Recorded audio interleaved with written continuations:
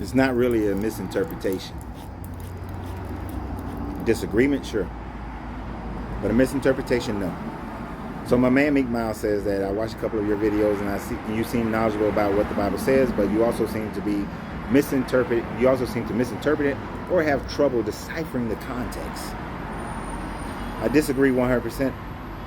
I disagree because oftentimes when people don't agree with one another, especially when it comes to the content and the context of a religious book, the easy way out is to say that the other person misinterpreted.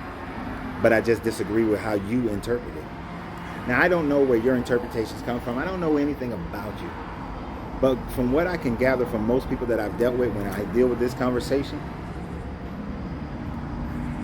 is that when they read and when they study, they already have a landing point.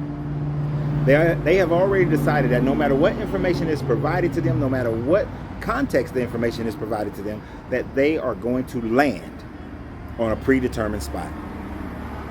Whereas for me, when I was about 20 years old, and I remember being on a ship with the Navy going across the Atlantic, and for 10 days I prayed deeply every day that no matter where, no matter what, I need this information and I want it to come out with the Christian doctrine. I want it to come out with an understanding of this book that lands on the same spot that I desire, the same spot that my family, the same spot that everybody that I know.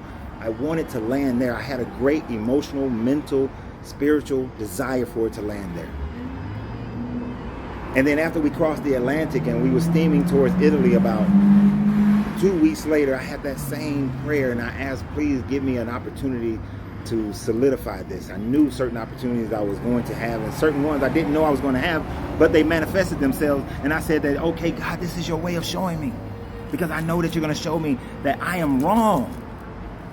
And then I will come out as your biggest champion that I possibly can.